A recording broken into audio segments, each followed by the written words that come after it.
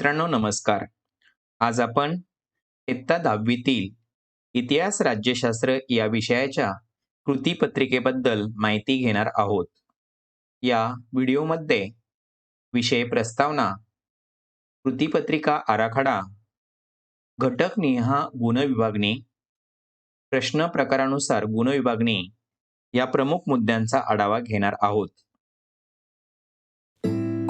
Video आवडल्यास like करा आणि असेच नवनवीन व्हिडिओ पाहण्यासाठी चॅनलला सबस्क्राईब करा. इयत्ता 10वीची बोर्ड परीक्षा एकूण 600 गुणांची आहे. त्यापैकी आपला सामाजिक शास्त्र हा विषय 100 गुणांचा. या विषयाची गुणविभागणी कशी आहे ते आता आपण बघतोय. इतिहास राज्यशास्त्र या विषयाचा प्रत्यक्ष लेखी पेपर 40 गुणांचा. भूगोल या विषयाचा लेखी पेपर प्रत्यक्षात 40 गुणांचा. आणि या विषयाला शाळेकडनं पाठवले जाणारे अंतर्गत गुण म्हणजे इंटरनल मार्क 20 आहे. याप्रमाणे सामाजिक शास्त्रे अर्थात सोशल स्टडीज हा विषय 100 गुणांचा होतो. आता 20 गुण अंतर्गत गुण शाळेकडून बोर्डाला कसे पाठवले जातात, कशा प्रकारे पाठवले जातात ते आपण बघूया. इतिहास राज्यशास्त्र हा विषय.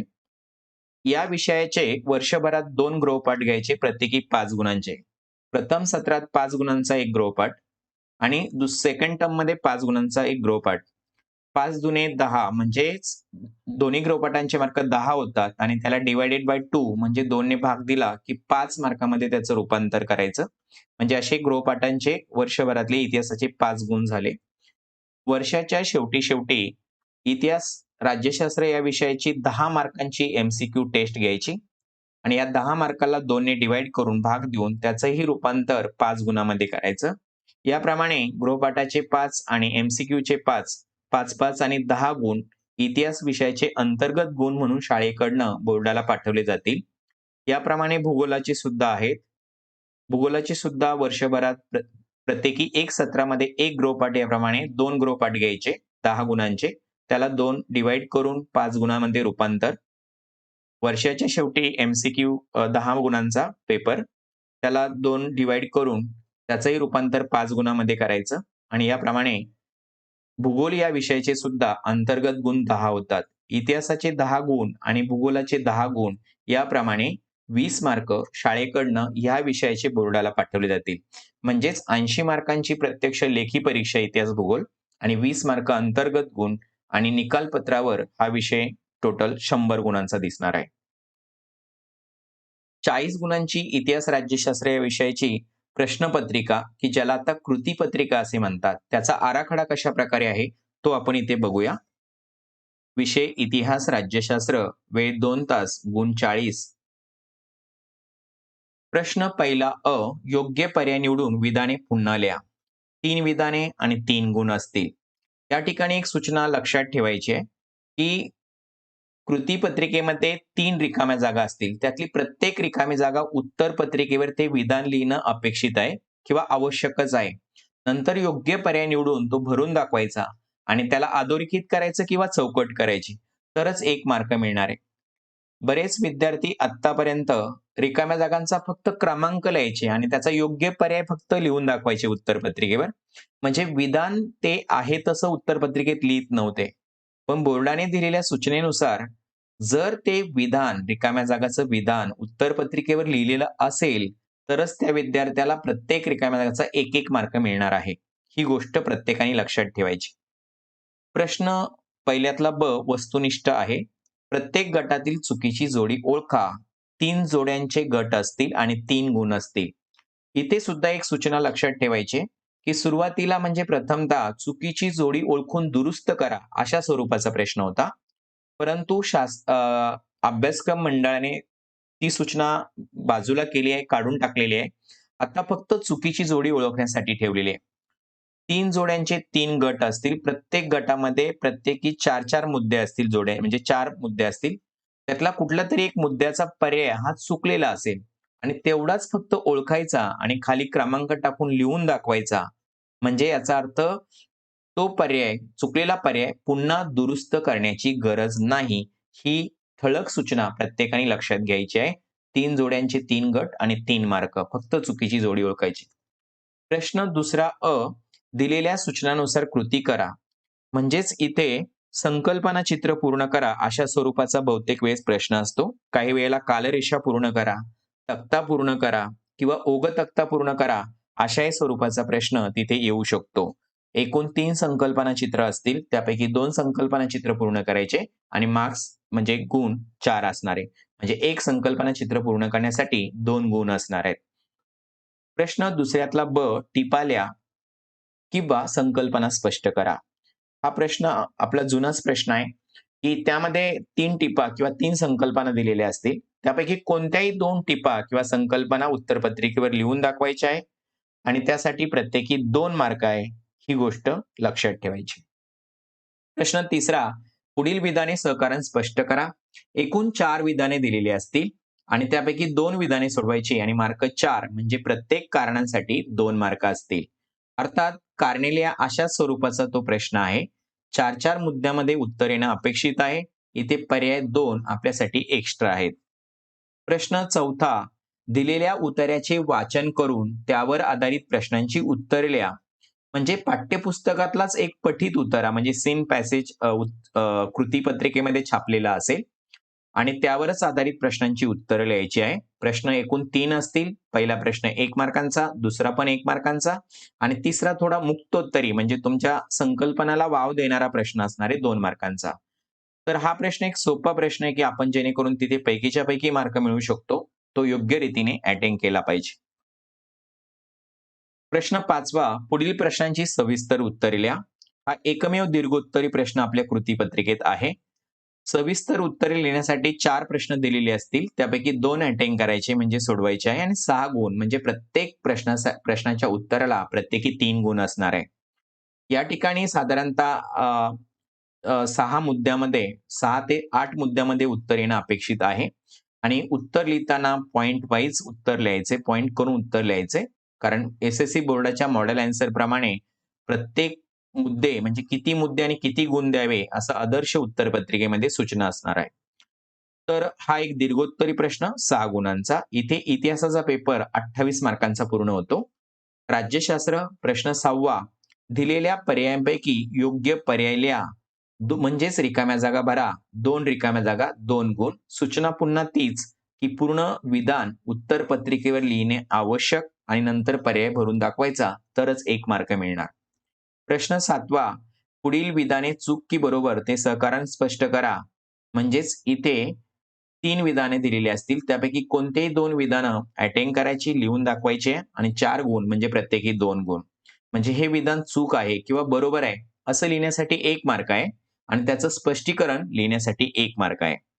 इथे आता बोर्डाने नवीन सूचना काढलेली आहे. जर एखादं विधान बरोबर आहे आणि ते आपण चुकवलं म्हणजे हे विधान चूक आहे असं लिहिलं म्हणजे वरचं बरोबर चूक हेच लिहिताना चुकलं आणि खाली सहकारण स्पष्टीकरण जरी बरोबर असेल तरी ते चेक केलं जाणार नाही म्हणजे चूकच आहे. म्हणजेच इथे उत्तर लिहिताना विद्यार्थ्यांना तयारी कशी करायची आहे, की हे विधान चूक आहे किंवा हे विधान बरोबर आहे, हे अधिक करेक्ट म्हणजे व्यवस्थित लिहायला लागणार. तरच त्यांचं सहकारण तपासलं जाईल किंवा त्याला मार्क्स दिले जाणार आहे. प्रश्न 8व्यातला अ, संकल्पना स्पष्ट करा म्हणजेच टिपा लिहा. 2 टिपा असतील. कोणती एक टिप लिहून दाखवायची, अटेंड करायचे आणि 2 मार्क. प्रश्न 8व्यातला ब, दिलेल्या सूचनानुसार कृती करा. म्हणजे संकल्पना चित्र पूर्ण करा किंवा ओघ तक्ता पूर्ण करा. 2 संकल्पना चित्र असतील. त्यापैकी 1 आपण अटेंड करायचंय, सोडवणं आवश्यक आहे आणि त्याला 2 मार्क आहे. प्रश्न 9वा, शेवटचा प्रश्न. पुढील प्रश्नांची थोडक्यात उत्तरे लिहा. एकूण 2 प्रश्न दिलेले असतील राज्यशास्त्रावर आधारित. त्यापैकी 1 प्रश्न आपल्याला सोडवायचा आहे आणि 2 गुण. याप्रमाणे 12 मार्कांचा राज्यशास्त्राचा पेपर, 28 आणि 12 एकूण 40 गुणांचा इतिहास राज्यशास्त्राचा पेपर होतो. आता हा जो पेपर काढला जाणार आहे, त्या पेपरची घटकनिहाय गुणविभागणी दिलेली आहे. म्हणजे जो कोणी पेपर सेटर असेल, त्याला पेपर सेट करताना आपल्या 9 धड्यांचे काही गट पाडलेले, 4 गट पाडलेले. त्या 4 गटामध्ये कशाप्रकारे गुणविभागणी करायची आणि त्याप्रमाणे पेपर कसा काढायचा आहे, हे ठरलेलं आहे. आपण गुणविभागणी बघतोय ती घटकानुसार. पहिला घटक आहे इतिहासाचे चिकित्सक समालोचन. त्यामध्ये प्रकरण 1 आणि 2 येतं. जसं की इतिहास लेखन पाश्चात्य परंपरा आणि इतिहास लेखन भारतीय परंपरा. हे दोन्ही प्रकरणं ॲक्चुअल 6 मार्कांना बोर्डाला येणार आहे आणि विकल्पासह 9 मार्कांना येणार आहे. कारण आपण बघतो विकल्प का म्हणतो? कारण प्रत्येक प्रश्नामध्ये ऑप्शन असतो, पर्याय असतो. 3 पैकी 2 सोडवा, 4 पैकी 2 सोडवा. म्हणजे जास्तीचे मार्क म्हणजे विकल्पासह गुण त्या घटकाला. क्रमांक 2 चा घटक उपयोजित इतिहास. त्यात एकच प्रकरण आहे, प्रकरण 3रं उपयोजित इतिहास आणि हा जो घटक आहे, तो ॲक्चुअल 3 मार्कांना येणार आहे आणि विकल्पासह 5 मार्कांना येणार आहे. तिसरा घटक विविध घटकांचा इतिहास. यात एकूण 5 प्रकरणं आहेत. जसं की प्रकरण 4 भारतीय कलांचा इतिहास, 5वं प्रकरण प्रसार माध्यमे आणि इतिहास, 6 मनोरंजनाची माध्यमे आणि इतिहास, 7 खेळ आणि इतिहास, 8 पर्यटन आणि इतिहास. हे 5ही प्रकरणं मिळून बोर्डाला येणारे 16 गुणांना, 16 मार्कांना आणि विकल्पांचा विचार केला तर विकल्पासह 23 गुणांसाठीचं वेटेज या 5 प्रकरणांसाठी आहे. चौथा घटक इतिहास आणि अन्य क्षेत्रे, ज्यात प्रकरण 9 येतं, ज्याचं नाव ऐतिहासिक ठेव्यांचे जतन असं आहे आणि हे प्रकरण 3 मार्कांना येणार आहे ॲक्चुअलमध्ये आणि विकल्पासह, ऑप्शनसह 5 गुणांना येणार आहे. एकूण जर इतिहासाचं वेटेज बघितलं तर सर्व घटकांचा विचार केला तर 28 गुणांचा ॲक्चुअल पेपर आहे आणि विकल्पासह पेपर 42 मार्कांचा आहे. म्हणजे अर्थात पेपर सोडवण्यासाठी आपल्याला किती एक जास्तीचे पर्याय दिलेले हे यावरून लक्षात येतं आणि त्यातून आपण अचूक आपल्याला योग्य येत असलेले पर्याय सोडून आपण पैकीच्या पैकी मार्क मिळवू शकतो. ज्याप्रमाणे इतिहासाची घटकनिहाय गुणविभागणी होती, तशी राज्यशास्त्राची घटकनिहाय गुणविभागणी आहे. तिथे सुद्धा 3 घटक पाडलेले आहे. पहिला घटक प्रकरण 1 चा आहे, संविधानाची वाटचाल. हे प्रकरण बोर्डाला येणारे 3 गुणांना आणि विकल्पासह विचारले जाणारे 5 गुणांना. दुसरा घटक प्रकरण 3 आणि 2 आणि 3 त्यामध्ये येतंय. प्रकरण 2रं निवडणूक प्रक्रिया आणि 3रं राजकीय पक्ष. हे प्रकरणं येणारे आहे एकूण 5 गुणांसाठी, ॲक्चुअल मार्कांसाठी 5 गुण आहे आणि विकल्पासह म्हणजे जास्त पर्याय जे असतात तिथे 8 गुणांसाठी ते प्रकरण विचारात घेतलं जाणार आहे. दोन्ही प्रकरणं.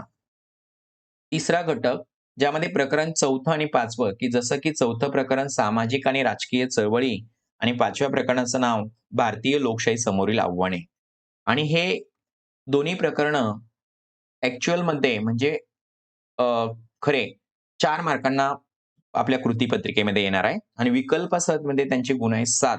याप्रमाणे त्यांचं वेटेज लक्षात ठेवायचं आहे. राज्यशास्त्राचा एकूण सर्व घटक हे 12 मार्कांच्या पेपरसाठी येणार आहे आणि विकल्पासह पर्यायासह 20 मार्कांना येणार आहे. आता प्रश्न पत्रिकेमध्ये म्हणजे कृतीपत्रिकेमध्ये प्रश्न प्रकारानुसार गुणविभागणी कशाप्रकारे असणार आहे, त्यावर एक नजर टाकतोय आपण. पहिला प्रश्न प्रकार वस्तुनिष्ठ. वस्तुनिष्ठ प्रश्नामध्ये जसं की पहिला प्रश्न 1 रिकाम्या जागा, ब चुकीची जोडी ओळखा.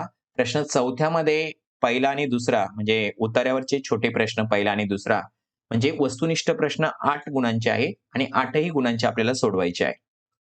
प्रश्न प्रकार 2 लघुत्तरी, ज्यामध्ये प्रश्न 2 म्हणजे संकल्पना चित्र पूर्ण करा. 2 म्हणजेच टिपा लिहा. प्रश्न 3 सकारण लिहा म्हणजे कारणे लिहा.